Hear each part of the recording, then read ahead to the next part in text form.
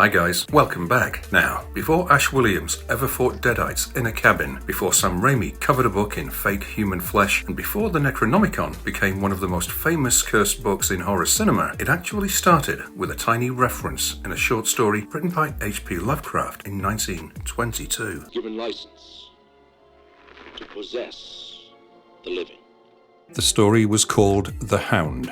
And at that time, nobody could have imagined that one fictional book would eventually grow into an entire horror mythology. So, in this video, we're going to go through the complete history of the Necronomicon Ex-Mortis, from Lovecraft's original idea all the way to every version seen across the Evil Dead franchise, and how it became one of the most iconic objects in horror history. The first mention, The Hound, 1922. Now, surprisingly, the Necronomicon didn't begin at the center of the story. In fact, when H.P. Lovecraft first mentioned it in The Hound, it was barely even important to the plot. The story itself follows two grave robbers who steal an ancient amulet from a tomb and then find themselves being hunted by a terrifying supernatural creature. And during all of this, Lovecraft briefly mentions a mysterious forbidden book called the Necronomicon as a source of dark knowledge. And that was it. It was really just a small reference, but somehow that one name really stuck. Lovecraft wrote the story in 1922 while living in Providence, Rhode Island, although it wouldn't actually be published until 1924 in the pulp horror magazine Weird Tales. And, interestingly, the Necronomicon already sounded ancient and believable even back then. Lovecraft's own explanation connected the title to Greek-sounding roots and the idea of a Book of the Dead, which immediately gave it this creepy, forbidden feeling. Lovecraft builds the mythology, the fake history. But after H.P. Lovecraft introduced the Necronomicon in The Hound, he didn't forget about it. He kept mentioning the book again and again across different stories over the next few years, which slowly turned it into a major part of his growing horror mythology. And this is where things really start to get interesting, because Lovecraft didn't treat the Necronomicon like a normal fictional object. Instead, he treated it like a real historical text. By the late 1920s, he'd created an entire fake history for the book, complete with dates, translators, disappearances, and even bans by the Catholic Church. According to Lovecraft's fictional backstory, the Necronomicon was originally called Al-Azif and was composed around the early 8th century by a mad Arab named Abdul al-Hazred, a poet from Yemen who supposedly wandered through ruins and deserts while studying dark supernatural forces. Lovecraft even created a fake story for Al-Hazred's death, claiming that he was mysteriously devoured in broad daylight by an invisible creature in a crowded marketplace. Every fake date and every fake translation made the Necronomicon feel more believable. And to be honest, that was Lovecraft's genius. He understood horror becomes much scarier when it feels like it could actually exist somewhere in real history. Lovecraft then expanded the timeline even further. According to his fake history, the book was translated into Greek around 950 AD by a scholar named Theodorus Philetus, and this is supposedly where the title Necronomicon first came from. Then, centuries later,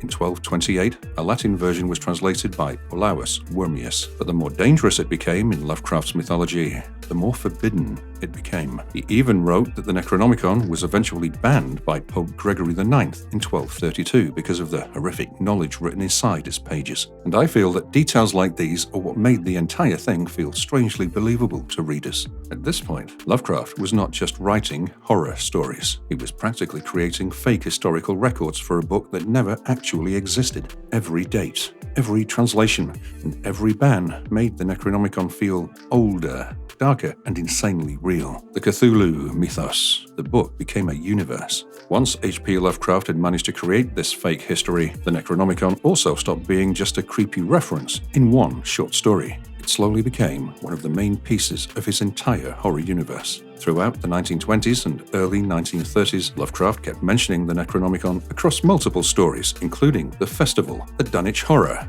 and The Case of Charles Dexter Ward. Sometimes the book appeared directly, and other times it was just briefly referenced as this forbidden source of knowledge connected to ancient cosmic entities and supernatural rituals. Over time, all of these stories slowly became connected through what we now call the Cthulhu mythos, Lovecraft's shared horror universe filled with ancient gods, forgotten civilizations, cosmic beings far beyond human understanding. But what made the Necronomicon feel even more real was that Lovecraft encouraged other writers to use it too. Authors like Clark Ashton Smith, Robert E. Howard, and August Derleth also started referencing the Necronomicon in their own horror stories. And to be honest, this was pretty revolutionary for the time. Lovecraft was basically creating a shared universe decades before Hollywood made that idea mainstream. The more the Necronomicon was mentioned in different stories, the more believable it started becoming to readers. It genuinely started feeling less like a fictional prop and more like a forbidden text hidden somewhere in the real world, which eventually led some people to believe that it was actually real. People started believing it was real. The Simon Necronomicon. Now, something really strange started happening. Because the Necronomicon was written so convincingly and referenced so many times across different stories, some people actually started believing that it was a real, forbidden book. By the 1970s, Lovecraft's mythology had spread far beyond pulp horror magazines, and occult culture was also becoming extremely popular at the time. Bookstores were filled with books about magic, supernatural rituals, and ancient mysteries. And right in the middle of all that, a physical book appeared called the Necronomicon. In 1977, a small press called Schlangerkraft released a book titled The Simon Necronomicon. The book was supposedly edited by a mysterious figure known as Simon, and it blended Lovecraft's fictional mythology with ancient Mesopotamian and Babylonian references. It also included rituals, spells, invocations, and pages designed to look like an actual occult grimoire. But despite how authentic it looked, the Simon Necronomicon was not an ancient, forbidden text. It was a modern creation released during the occult boom of the 1970s. Still, thousands of people bought it. Some of them genuinely believed they were holding a real supernatural book connected to dark forces. And, well, to be honest, that says a lot about how powerful Lovecraft's original idea was. He practically invented a fake book so convincingly that decades later, the real world created a physical version of it. Sam Raimi takes the name The Evil Dead. Just a few years after people started treating the Necronomicon as a real occult book, a young filmmaker called Sam Raimi took the idea and turned it into something completely new. He decided to make a low-budget film called The Evil Dead, which followed a group of students staying in an isolated cabin deep in the woods. Inside the basement of that cabin, they discover a strange tape recorder and a mysterious ancient book that eventually unleashes demonic forces. One interesting fact is that the book in the original Evil Dead is not yet called the Necronomicon Ex-Mortis. Instead, in the film, it's referred to as the Naturum Demento, which roughly means Book of the Dead. The idea was clearly inspired by Lovecraft's Necronomicon, but Raimi was still creating his own separate mythology around it. The actual design of the book was created by special effects artist Tom Sullivan, who hand-drew the pages, symbols, and illustrations seen in the movie. He also created the famous fleshlight cover of the book himself. Over time, this version of the Book of the Dead became one of the most recognizable horror props ever made. But in the first Evil Dead movie, the book was still mostly a creepy object used to start the horror. The larger mythology behind the book, where it came from, who created it, and what its powers really were, didn't fully develop until the later films. The medieval version and the three-book twist. Army of Darkness. By the time Army of Darkness arrived in the early 1990s, the Necronomicon had become much more than just a cursed book hidden in a cabin. After the events of Evil Dead 2, Ash Williams is transported back to medieval England, and unlike the earlier movies where the Necronomicon mostly stayed hidden in a cabin, now the book becomes the center of the entire story. Everybody seems to want it because they believe that it has the power to defeat evil and send Ash back to his own time. And when Ash finally reaches the graveyard where the Necronomicon is hidden, he discovers something very unexpected.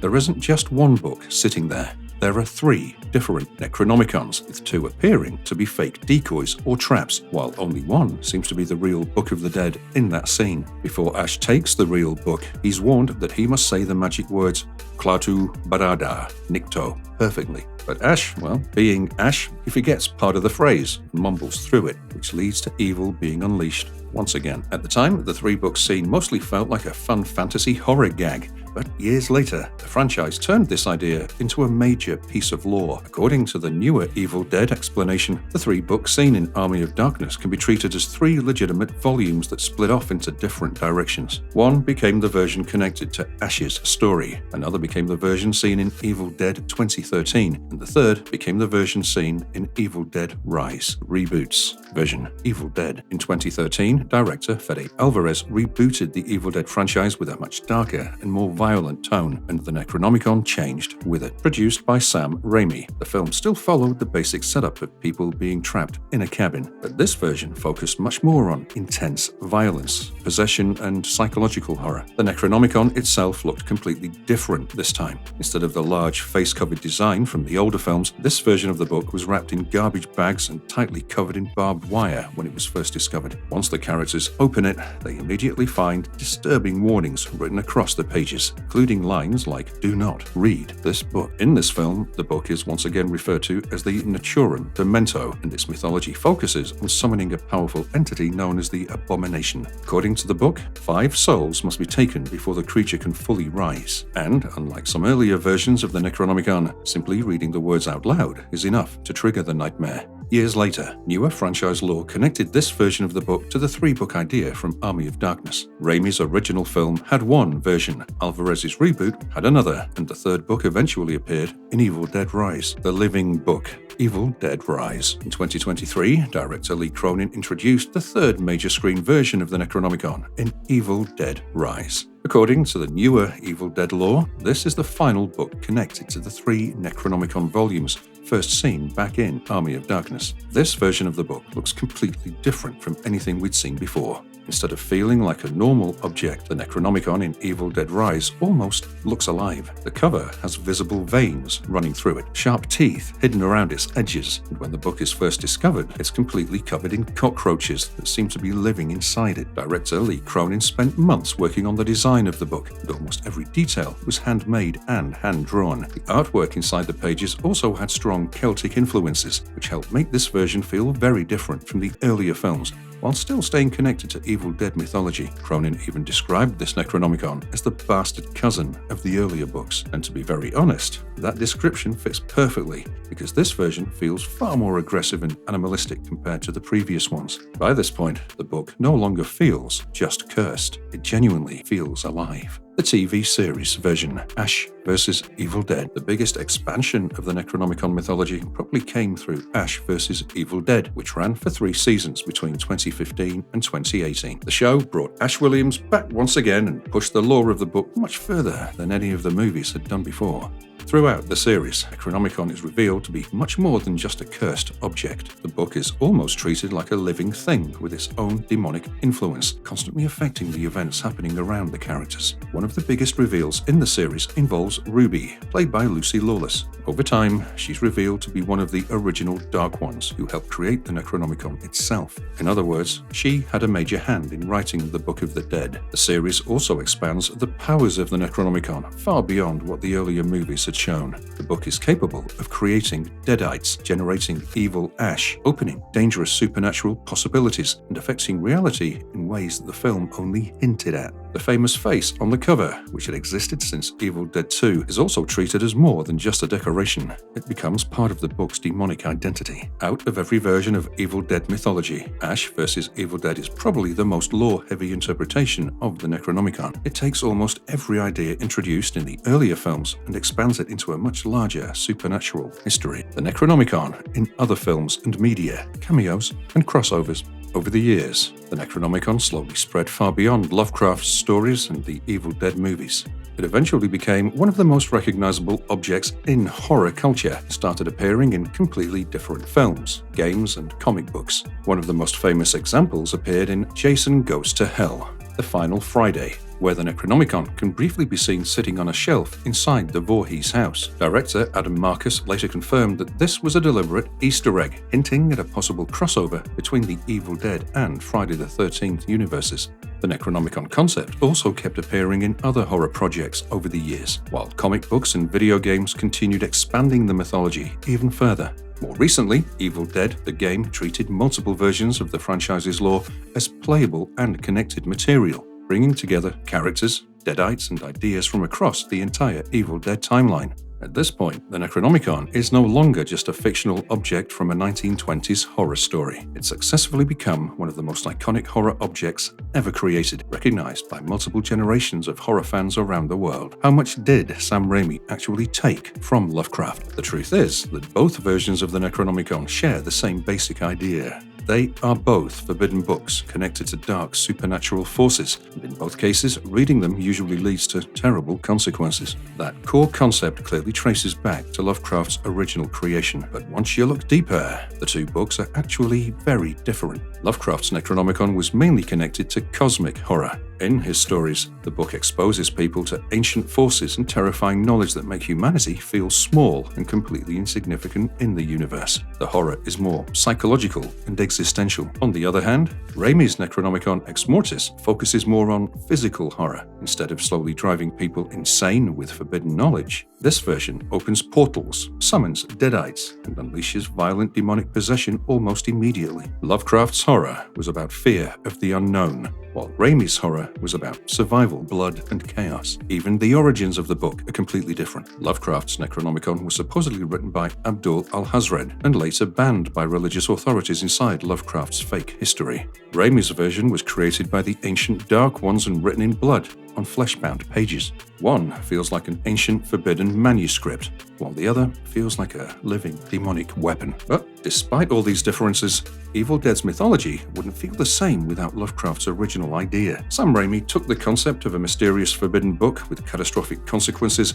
and transformed it into something completely of his own. And in doing so, he gave the Necronomicon a second life that eventually became even more famous in mainstream horror cinema than Lovecraft's original version, from a tiny reference in a short story written in 1922 to a flesh-covered book hidden inside a cabin to a living creature with teeth in Evil Dead Rise. The Necronomicon has had one hell of a journey. H.P. Lovecraft created the original idea of a forbidden book filled with dangerous knowledge, and years later, Sam Raimi transformed that idea into one of the most iconic objects in horror cinema. And even after more than 100 years, the mythology surrounding the Necronomicon is still growing through movies, TV shows, games, and comics. But anyway, guys, that would be it for this video. Do let us know which version of the Necronomicon is your personal favorite. And as always, if you enjoyed the video, then make sure to like, subscribe, and we'll see you in the next one.